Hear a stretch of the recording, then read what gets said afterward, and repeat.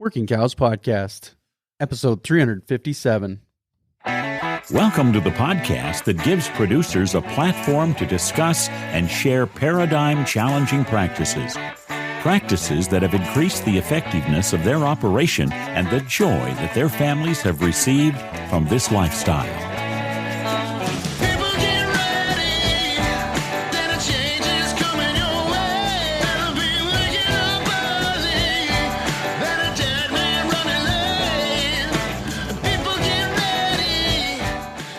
Howdy, everybody. This is Clay Connery, host of the Working Cows Podcast, recorded exclusively in the Understanding Ag Studios, and I'm very excited to be joined today by Alejandro Carillo, and we're going to talk to him today about his context and some of the things that he's been doing there and some of the changes that he's seen over time. And this is in part just to help get the word out about a webinar that Alejandro will be joining us for coming up April 4th, Thursday, April 4th at 6 p.m.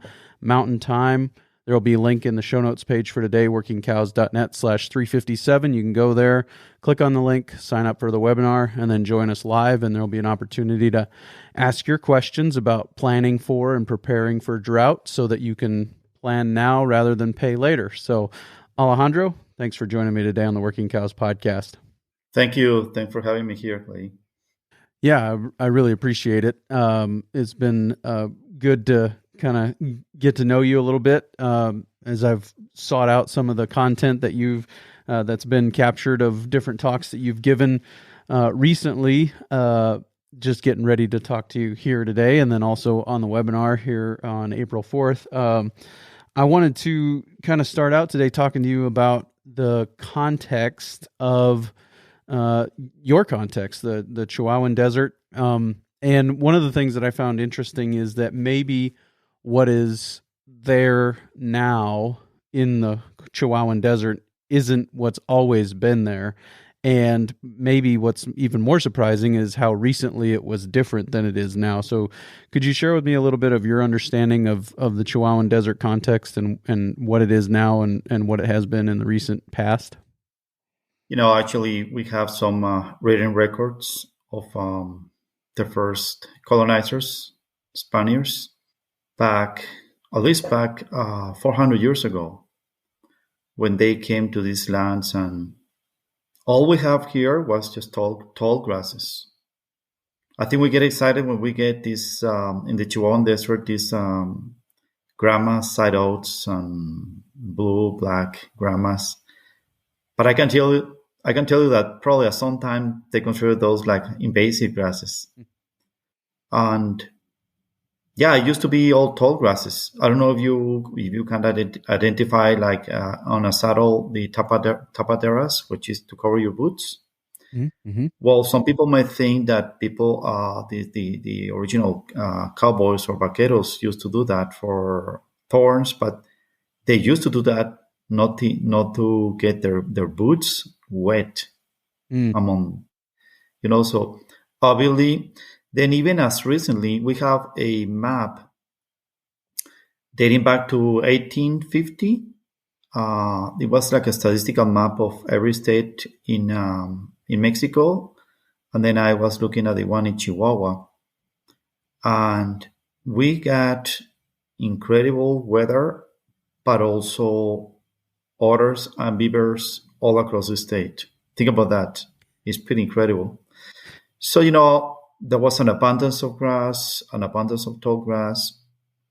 But when there's abundance, there's really little motivation to change. So I think it was the arrival of the fence that actually stopped the movement of the cows. And then we start overgrazing some plants or overresting other plants. And now we are where we are, which is a very tough situation, because I think in the last 6 years, we've been getting below average rain. But last year was quite challenging because we only got like between 2 and 3 inches the whole year. Yeah.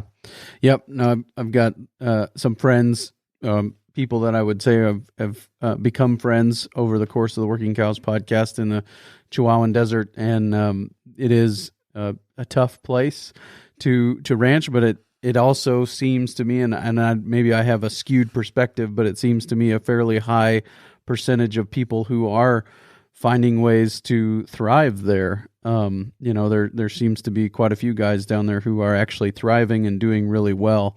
Can you give me some examples of where you guys started on this journey and how long ago, and some of the ways that the landscape has changed over time? Yes. Actually, I think the people and myself, consider myself, we were very fortunate to ranch in Chihuahua because the state of Chihuahua in northern Mexico, it used to be one of the more forward thinker states regarding aggressive management. So in my case, when I got back after working in IT for information technology for 15 years, and I came back to the ranch, I was very fortunate to meet 5, 6 people who were actually being holistic managers for at least 15 years. So they mentor me, they help me, and then, we keep making progress, but we got really nice foundations because what we do and where we do it, you really need to have it's not simple. I mean, it's not a simple endeavor, and really the mentoring really sets you apart. So we were very fortunate that now probably those 15 years that they have plus another 15 plus, so you're talking about 35, 40 years under different way of doing things. Sure. And so when did you return from the IT career? That was back in 2004, and then I took my first holistic management class here in Chihuahua in 2006. And from then, we start doing trials and learning and traveling also, to other countries, including obviously the US, but also South America and Africa and Australia. And we also come out with a nonprofit organization that every time we found a good grazer, we actually brought him back to Chihuahua, so more people got access to education, and that's still going. We're very fortunate to have those kind of annual events where people can update, but also relate and to each other and meet new regen ranchers. So right now, Chihuahua is very cool because we have ranches going from in let's say average year, right? Going from 6 inches to 10 inches to 15 inches to 20 inches, going from 2,000 feet. I mean, it's all high deserts because we're between two mountain ranges, to 3, 4, 5, 6, 7, 8,000. So it's pretty cool because there's really no more excuse to say, I mean, I can tell you also, what kind of ranch do you want to see? What precipitation, what elevation, and then we'll find more than one of those ranches so you can see that it works on pretty much any environment within our state. Right. Yep. And so you come back from the IT career in 2004. You're mentored by guys who have been doing this for 15 years at that point, and you take your holistic management course and start. So you've been on this journey yourself for about 20 years, and then you've got guys in your neighborhood who are 35, 40 years on this journey. So can you tell me about some of the changes that you've seen on your place over that period of time, and then maybe even talk about the value of being able to see guys who've been doing it longer than you and see, well, in another 10 or 15 years, this is maybe where I could be. And so, yeah, just talk to me about some of those changes you've been seeing. Yeah, we've been very fortunate to work with several conservation organizations, mostly bird organizations, that they are trying to protect the migratory birds coming from southern Canada, northern US to overwinter in the Chihuahuan desert. So they've been keeping track of the birds, they've been keeping track of the plants, the diversity. So when I started, my dad has 6 big pastures across our 30,000 acre ranch. And I believe cattle spread all over the place. So the cattle were pretty much overgrazing, and there was a lot of bare ground. Actually, my dad has like a present for me when on that year on 2004, because we have 20 inches of rain. That was a bit crazy. But reality is that we didn't do much with those 20 inches. It's like a big celebration, oh, cool. I mean, it's actually raining every month. But then on the next year in April, we were already in a drought because we were not really able to infiltrate much water. That was the reality. Hard pan, a lot of runoff, a lot of destruction with these big storms. So I think always our message is, don't tell me how much rain you get, tell me how much rain you actually keep. Mm-hmm. And then working with the bird guys, it took us, obviously, we got to grow more grass. But I think we went from 10 to 20 perennial grasses. The last count was a year ago, and they were able to count 100 different grasses. Wow. The other thing that was pretty cool is that, I think we've been building a very good relationship with the bird organizations. And now they understand that what is good for the cows is good for the birds. Sometimes they ask me, we found this endangered bird on one of your spots. What are you going to be doing? Well, I'm going to be doing the same because it's working for you, it's working for me. Mm. And I think the very important lesson that we need to understand is our context. We don't really get any help from the government. So actually, we want the government to stay away from our properties. But that's really good. I mean, we don't actually get any water rights. I think all those factors really have pushes. I mean, like low precipitation, no water for irrigation, no subsidies. And that's what's really helping us to actually push a little bit harder into make work what we have. Make it work without much, crutches and also it did not only push us to do better grazing management, but also to get better genetics, because we're firm believers that since day one, you got to start with a good grazing management, but also you got to start selecting and culling from a herd livestock that will actually help you, not drag you, into the regeneration process. Yeah, for sure. Could you talk to me a little bit about what you have seen on those other places that maybe have been doing this for longer periods of time, and you look ahead and see, in another 10 or 15 years, maybe we'll be there as well. So can you tell me about some of the things that you see going on there that are different than what are happening at your place? Yeah, definitely those places have been able to not only lower the cost, because for me, for us, one very key element is how can we extend the green season. Not only how we can cover more ground, get a better basal cover and better skin in soil, like increase the biomass, but also increase also the quality of the biomass. And why we're so keen into the green stuff, for two things. Because if our grasses, when we joined the ranch, were lasting only 6 months green, because perennial grasses in poor soils, they were very sick, they shut down. They actually behave like an annual grasses. Now, in some spots of the ranch, we're able to have a little bit of green during the non-growing season, and that is enough for a couple of very important things. First one is we can actually keep feeding the microbiology, particularly the mycorrhizal fungi. So we keep the aggregation going, and that means that we have air in the soil, and that means that we can infiltrate the water.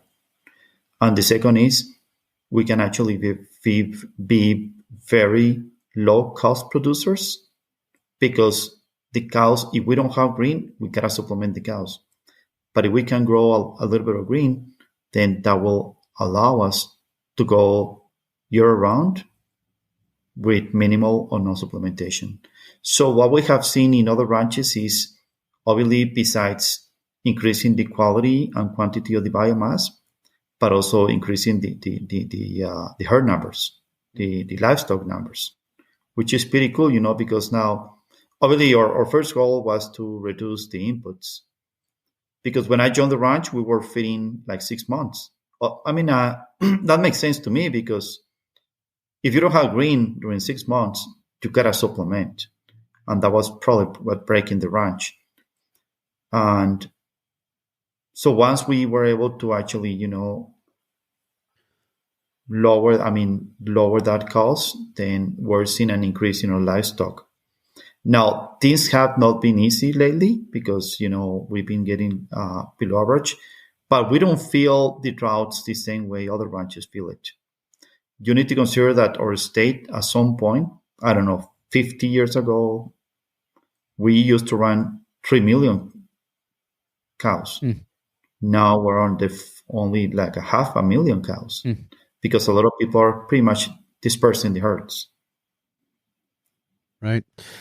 So what were some of the changes that you made to get to that point? I think early on you mentioned that you had 6 pastures on 30,000 acres, and you can correct me if I'm wrong, but it sounded like maybe you didn't even have all the cows in one place at one time. There might be more than one group of cows in different pastures at one time. So can you talk to me about that process of change and some of the economics of that? You said we've been doing it, without government subsidies, which I agree with you. It would be better not to have those things if we could also get the tax relief of, if we could do both of those at once, lower the taxes and take the subsidy away, I would take that all day long. So you've been doing this without a subsidy or without any kind of program. You have help from bird organizations, but that's private money, and yay for that. So can you talk to me about how you've developed that infrastructure over time and where you're at now compared to where you were at when you started?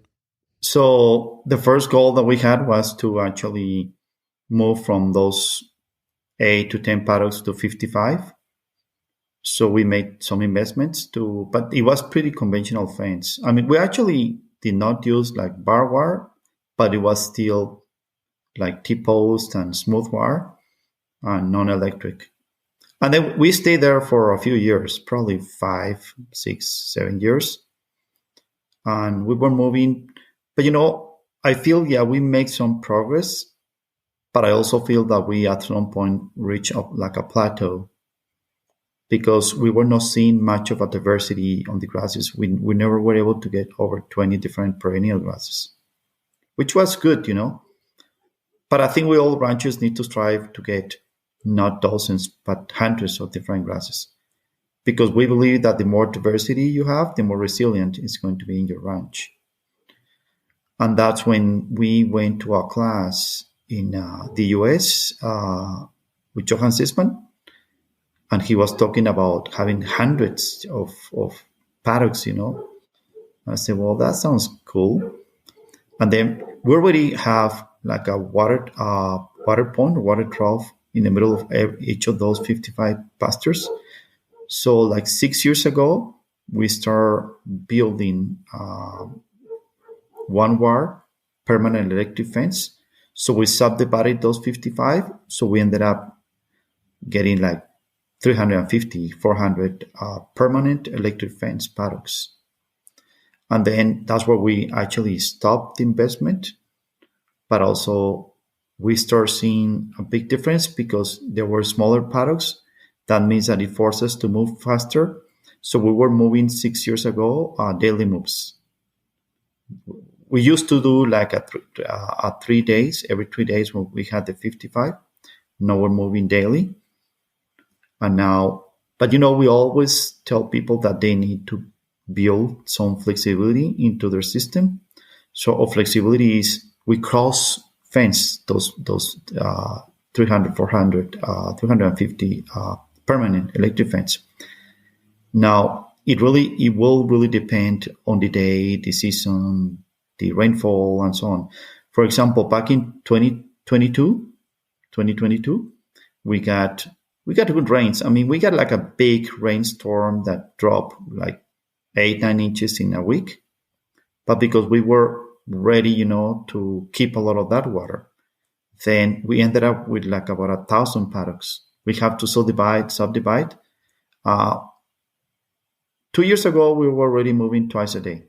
So we subdivided the paddocks in such a way that we were giving half a day of feed for the cattle. And last year was a pretty bad year. I mean, like between 2-3 inches, 4 inches at most in some places. And then we went back to the 350 paddocks.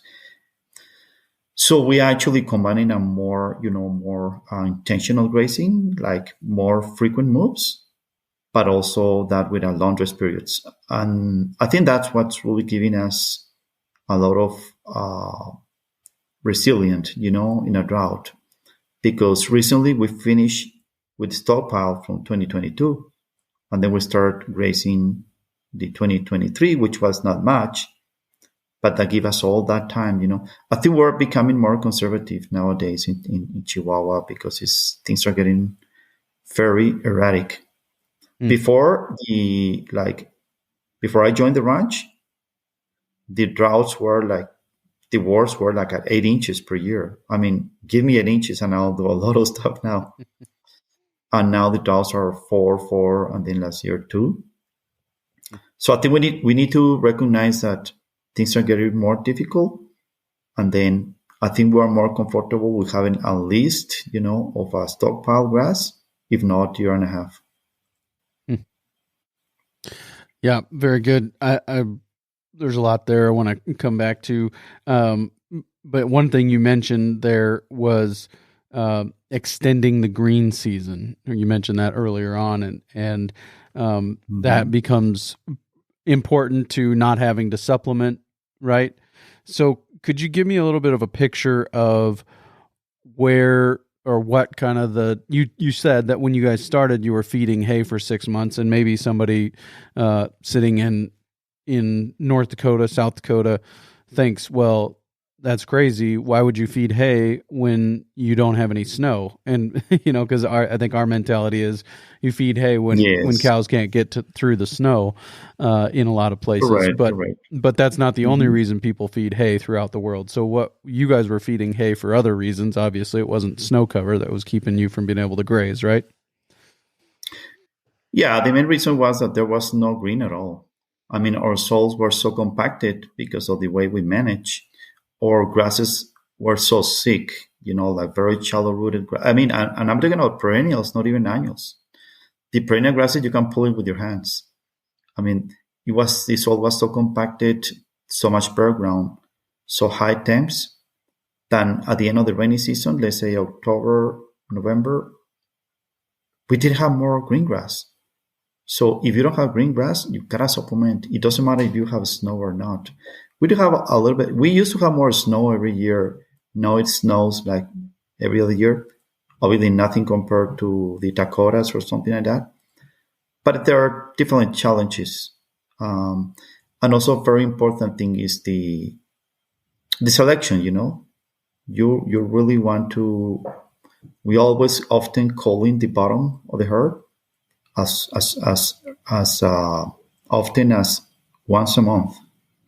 We don't wait because if you think about it, Clay, most of the decisions about what to do at that point is based on the poor performers. It's not based on your average, or it's not based on your top performer cows. We're always trying to get those back.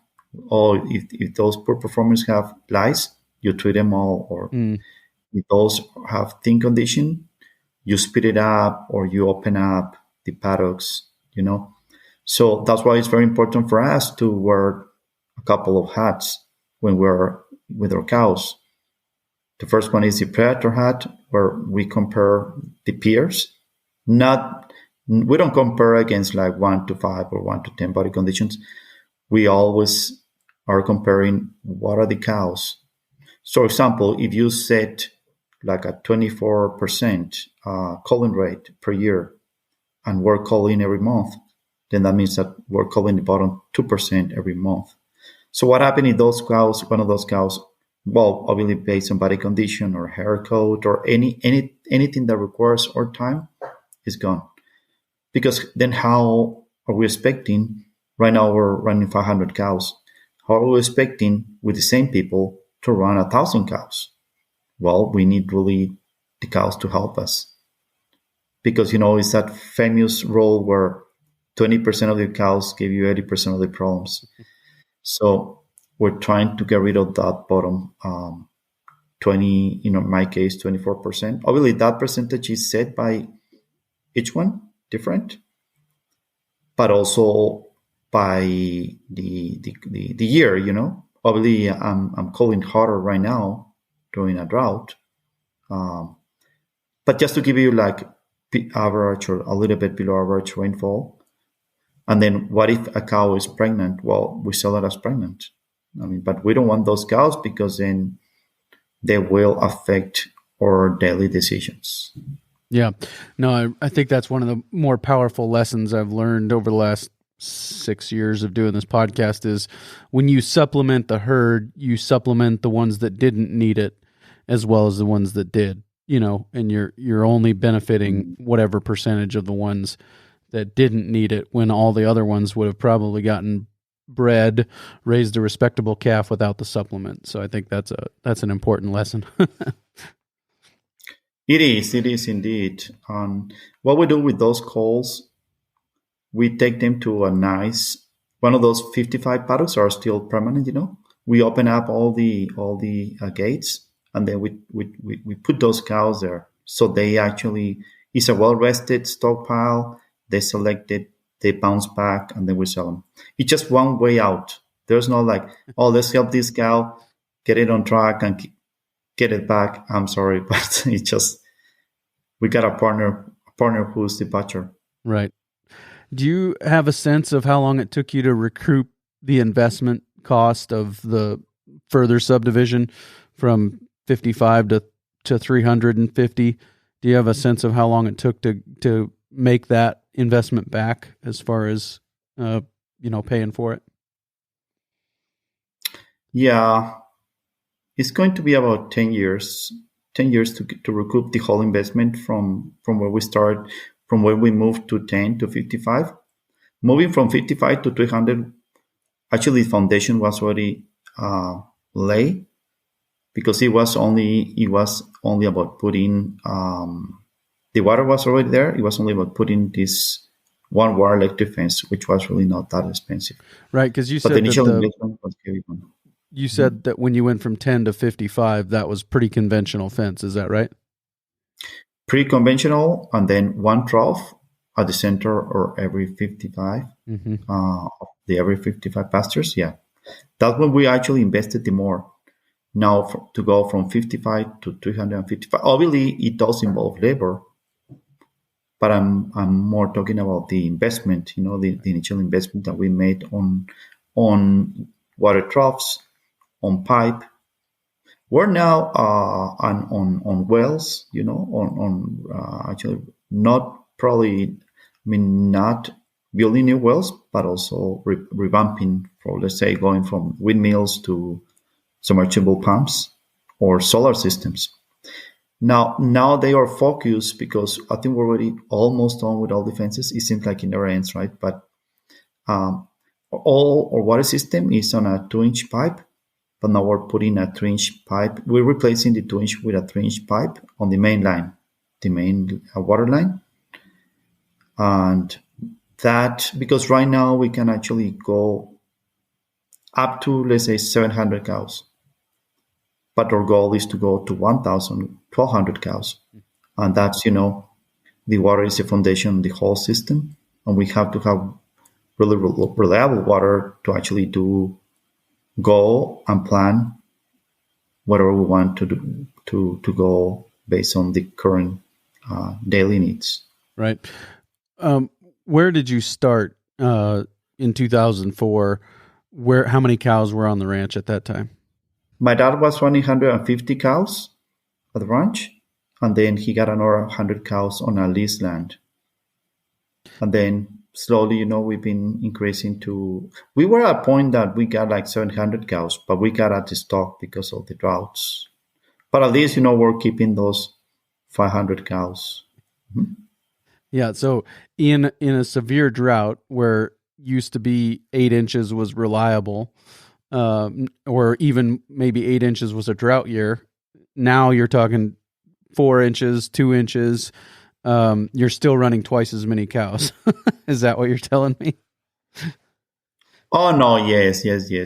And also remember, Clay, that one of the differences, the amount of money that we used to spend, like 6 months, it's not only that we were running fewer cows, but we were also supplementing. And now the only supplementation we give to our cows is sea salt. And that's it. We don't give anything else. Yeah. That's an incredible change. I appreciate that. I want to shift gears a little bit here, and talk about one of the interesting things as I was listening to one of the talks you've given recently was you mentioned the limiting factor. And we're here talking a lot about inches of rain, per year.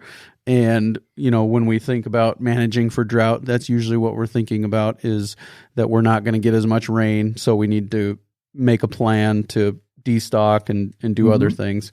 But you had a different limiting factor than just rain, at least as I understood it in that talk. Could you talk to me about some of the other limiting factors that you think about as far as good, productive soil is concerned?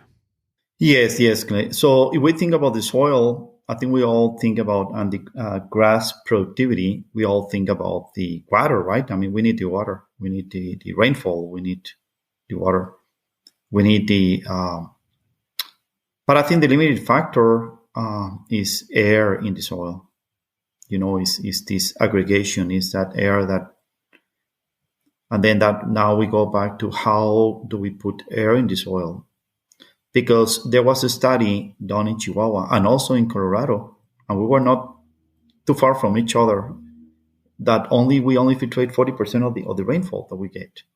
So you're talking that we are, let's say, in a 9-inch, we're really getting not even 4 inches per year. So we already created a drought for us. Because why? Because our soils are compacted. Because the soils are not lacking air.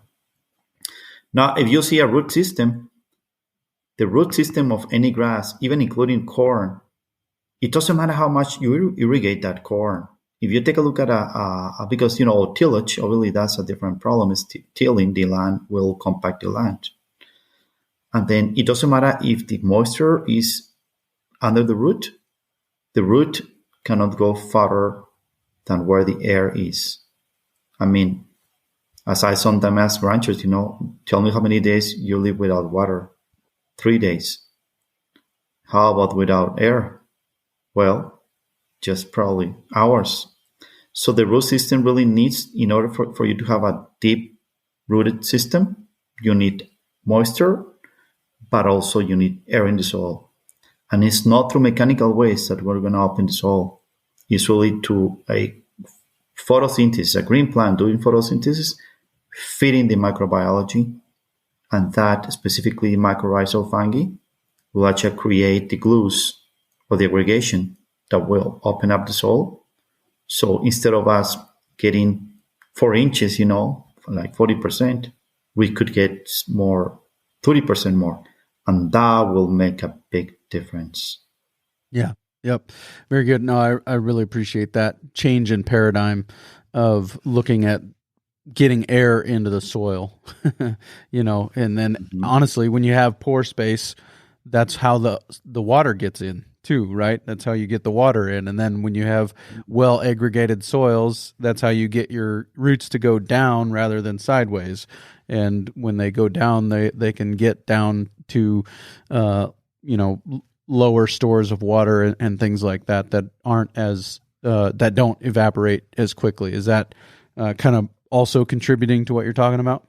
Yes, and we need to think about, Clay, that the micro herd, what we call the microbiology, the macro herd really depends on the plant, and the plant depends on the micro herd. The plant doesn't have a gut like us, the gut of the plant is the microbiology.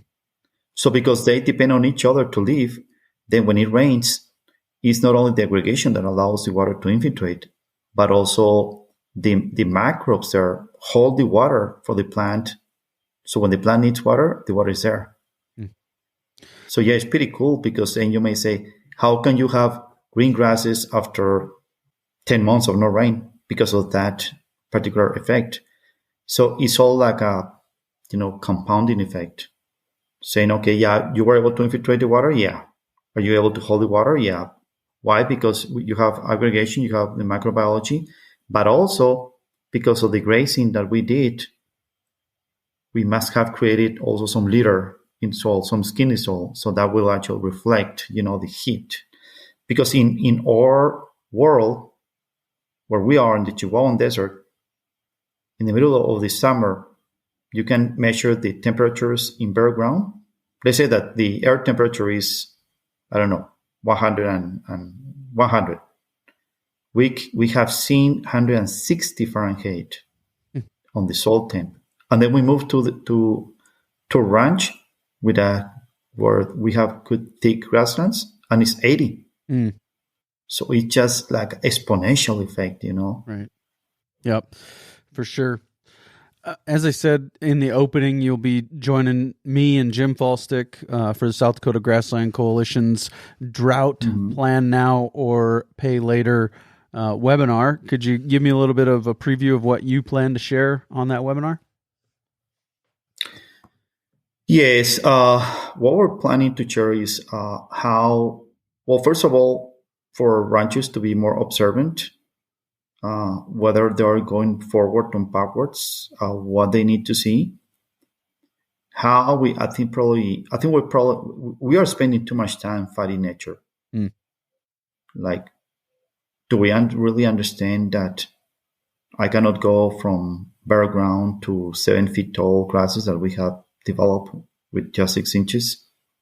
So we have to respect the succession of plants, and that means going from bare ground to weeds, and then to annuals and perennials, and then better perennials, and so on. Yeah, actually, it's more like a challenging the paradigms, and then also raising the bar in terms of don't graze, don't do your grazing management to promote 10, 20 grasses.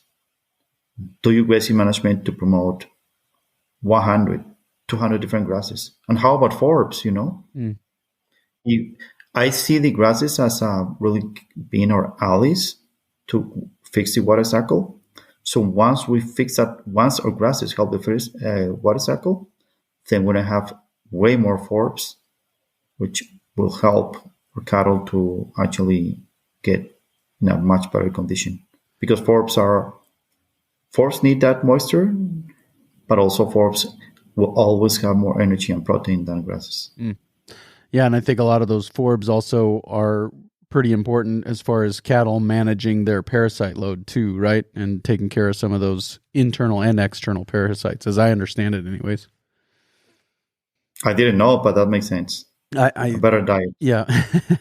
And maybe I'm thinking of a different plant group of plants that helps with that. But anyways, I know guys like Fred Provenza and a lot of those have been doing work on those kinds of things and what they're grazing and how that impacts the way that they're dealing with parasites. So anyways, yes, no, I appreciate that. I'm looking forward to being an MC for the webinar. And as I said in the opening, you can find the link in the show notes page for today, workingcows.net/357. So there will be a link there, but we'll continue on with this conversation that we're having. I just got a couple of more notes here that we haven't covered yet that I'd like to just drill down on a little bit more. What do you think is going to be the thing that has to change, or what are the conditions that are going to have to exist for you to be able to go from 500 cows to 1,200 cows? You said that was your goal, to get to 1,200 cows. What is going to have to be different than what's going on now? I think the only difference, I think the way we are managing is right. I think we are going forward, but the water needs to be there. We got to make sure that we can water more than 1,000 cows in order to be able to do that. But Sure. I think the way we're managing right now is promoting more diversity, better shape, better leaf to stem ratio of the grasses. And it's really, that's why we're very focused on developing the water first on our base places, and then later on the most degraded. Right. And so that's where the transition from a 2-inch line to a 3-inch line comes in, is getting that higher capacity. Yes, sir. Flow rate. Right. I think the most important thing is the flow rate.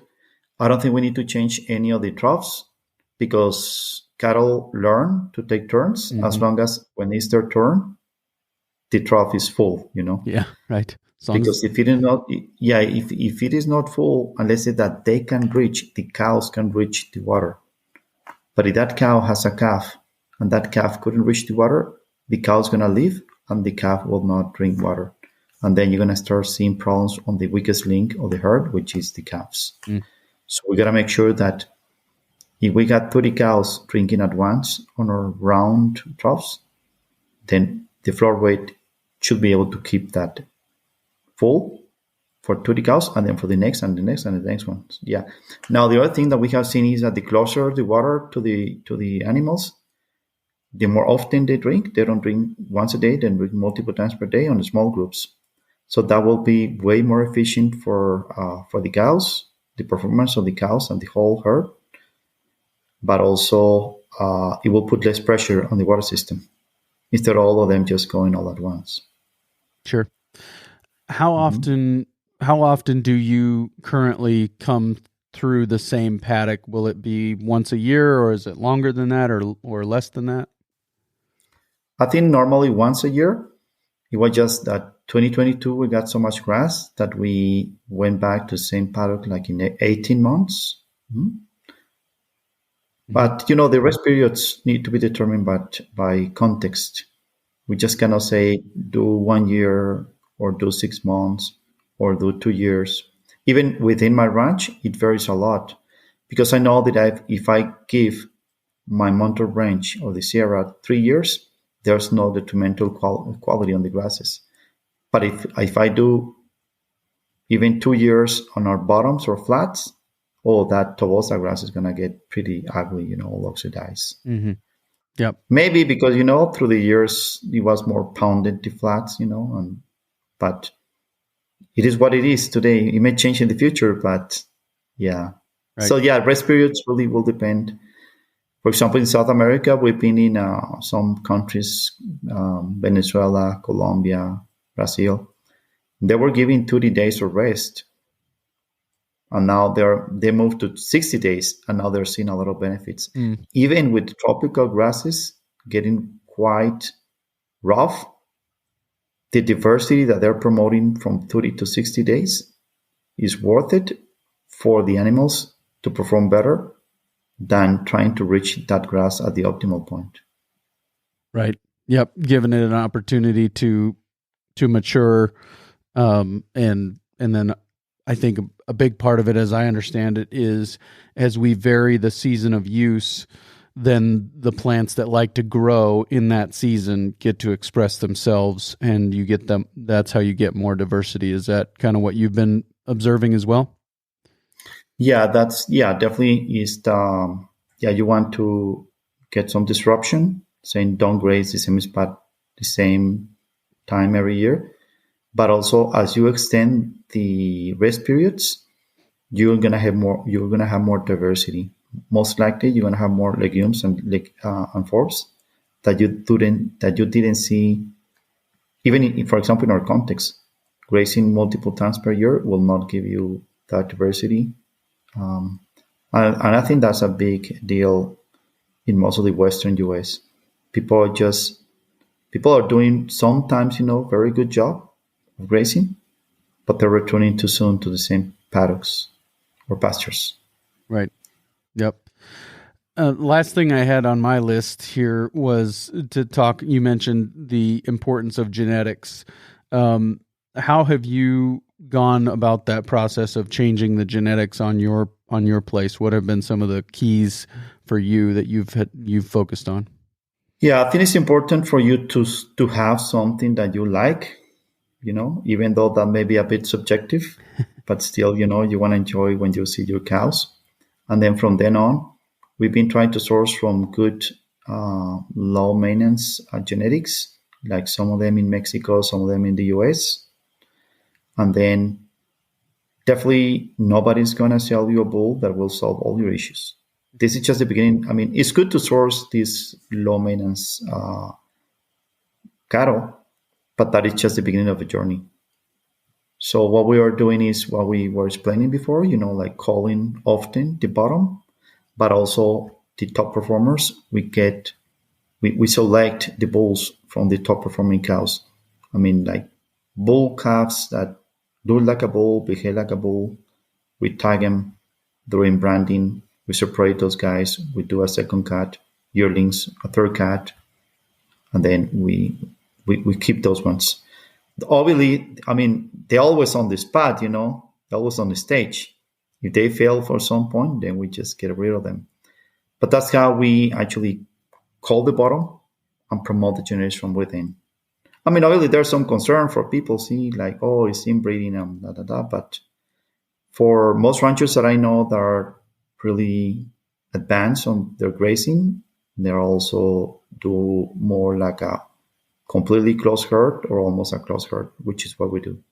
Right. Yeah. And I've heard, I don't know what the numbers were, but if it was over 200, the chances of inbreeding were very small. And if you had more than 200 cattle in the herd, the chances of inbreeding being a concern were very small. And then you get that advantage of using cattle that are adapted to the environment when you're keeping your own bulls. So I'm sure that's a big part of success there.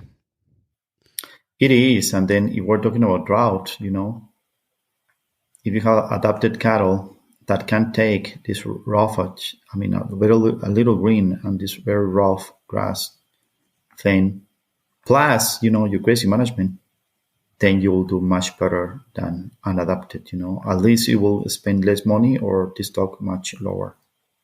Yeah. No, very good. I really appreciate that. Anything else that you really wanted to communicate today before I let you go? That's pretty much it, Clay. There's a lot, we can talk for days, but right. That will give an idea of the folks listening to your podcast. Well, sounds very good. Alejandro, I really appreciate your time today. I'm looking forward, as I said multiple times, looking forward to the webinar, and hopefully everybody tuning in will be able to see you on the webinar on Thursday, April 4th at 6 p.m. Mountain Time. So until then, Alejandro, we'll see you again soon. Thank you. Take care. Bye. Well, very good stuff there with Alejandro. Really appreciate his time today. As I said, find the link for the webinar in the show notes page for today, workingcows.net/357. And then also next week on the Working Cows podcast, or just a couple of days from now, as you're listening to this, we'll have an episode with Brett Davis talking about how to keep young families mounted on good horses. So we will see you again real soon with another episode of the Working Cows podcast. We invite you to visit workingcows.net to subscribe to the show via iTunes or Stitcher. You'll also find detailed show notes pages, resources from our guests, and the industry leaders who have influenced them. For more ideas on putting your cows to work for you in a more profitable way, tune in next week.